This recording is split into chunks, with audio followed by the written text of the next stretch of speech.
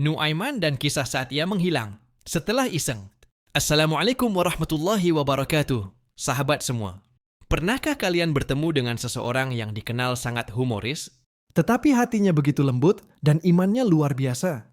di zaman Rasulullah Shallallahu Alaihi Wasallam, ada seorang sahabat seperti itu. Namanya Nuaiman bin Amr.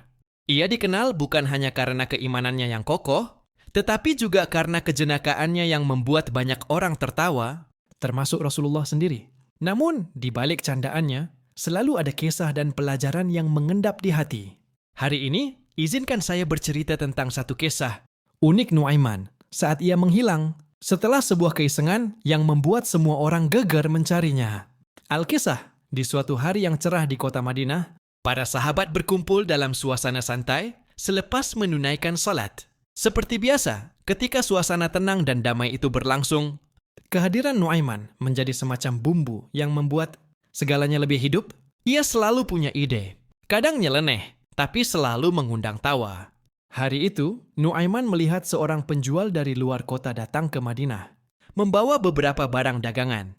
Salah satu yang menarik perhatiannya adalah unta putih yang besar, gagah, dan tampak bersih sekali. Unta itu memang bukan unta biasa. Penjualnya berkata bahwa unta ini adalah jenis yang sangat kuat dan jarang ditemui. Nuaiman, yang memang suka mengusili teman-temannya, tiba-tiba terpikir sebuah ide. Ia datang kepada si penjual dan berkata, Wahai saudaraku, engkau lihat rumah itu? katanya sambil menunjuk ke salah satu rumah sahabat Rasulullah. Di dalamnya ada seorang bangsawan kaya. Ia sangat dermawan. Jika engkau datang dan mengatakan bahwa unta ini untuknya, ia akan memberimu emas atau perak sebagai gantinya. Tapi jangan terima uang dari dia langsung. Katakan bahwa aku yang suruh dan ia tahu soal ini.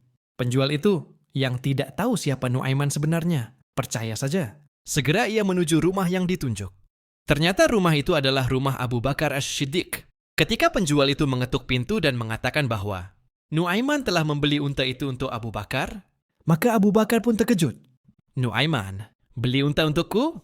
Abu Bakar langsung merasa ada yang janggal. Tunggu sebentar, katanya. Ia pun keluar, dan tidak lama kemudian, benar saja, Beberapa orang sahabat lain mengkonfirmasi, ini pasti ulah Nuaiman. Seketika suasana menjadi riuh. Semua tertawa, ya. karena memang ini bukan pertama kalinya Nuaiman berbuat seperti itu. Namun kali ini agak berbeda. Karena begitu mereka mencari Nuaiman, ia tidak ditemukan di mana-mana. Itu benar-benar menghilang. 1 hari berlalu, 2 hari, 3 hari. Tidak ada tanda-tanda Nuaiman.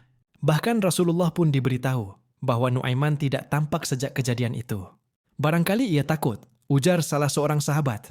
Namun menghilang selama ini? Jangan-jangan terjadi sesuatu padanya, ujar yang lain. Akhirnya beberapa sahabat pun mulai mencarinya. Mereka menyusuri gang-gang kota Madinah. Bertanya ke pasar-pasar, hingga keluar dari batas kota. Hingga akhirnya, seseorang menemukan sebuah gua kecil di pinggiran kota, di balik semak-semak. Dan benar saja, ketika disibak perlahan, Terdengarlah suara batuk kecil dari dalamnya. Nuaiman, seru sahabat itu. Terdengar suara pelan. Jangan bilang siapa-siapa. Aku di sini. Sahabat itu pun tertawa terpingkal-pingkal. Ternyata, Nuaiman sengaja bersembunyi di sana karena takut. Dimarahi setelah kejadian unta itu. Ia bahkan membawa beberapa bekal roti dan air. Berharap bisa bertahan sampai semuanya lupa akan perbuatannya. Setelah dipastikan bahwa semua baik-baik saja, Nuaiman pun diajak kembali ke Madinah. Ia diantar ke rumah Rasulullah. Sesampainya di hadapan Rasulullah, Nuaiman menunduk malu. Tapi Rasulullah tidak marah. bahkan beliau tersenyum dan tertawa kecil. Nuaiman, kau selalu punya cara membuat kami tertawa, sabda Nabi sambil menepuk bahunya. Dan seluruh sahabat pun tertawa bersama. Penjual unta akhirnya diberi ganti rugi oleh Abu Bakar dan beberapa sahabat lain secara sukarela. Tidak ada yang merasa dirugikan karena semua memahami bahwa Nuaiman adalah pribadi yang jujur. Tidak berniat jahat, ia hanya ingin membahagiakan orang di sekitarnya, meski kadang caranya unik dan Bikin geleng kepala. Sahabatku yang baik, kisah Nuaiman ini bukan hanya lucu dan menghibur, tetapi juga penuh pelajaran. Kita belajar bahwa setiap orang punya cara unik dalam mengekspresikan cinta dan kebahagiaan kepada sesama. Nuaiman, meski dikenal jenaka, Adalah seorang sahabat Rasulullah yang beriman dan penuh cinta kepada umat. ia tidak pernah menyakiti. hanya ingin menghadirkan senyum di wajah orang-orang sekitarnya.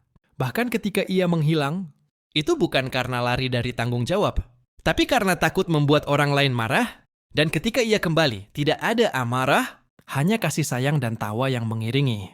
Pesan moral dari kisah ini, kadang kebaikan itu hadir dalam bentuk yang tidak biasa. Bahkan dari canda dan tawa, kita bisa menemukan kasih, keikhlasan, dan persaudaraan. Semoga kita bisa meneladani semangat Nuaiman, senantiasa membawa kebaikan dan kebahagiaan bagi sesama dengan cara yang tulus dan bersahabat.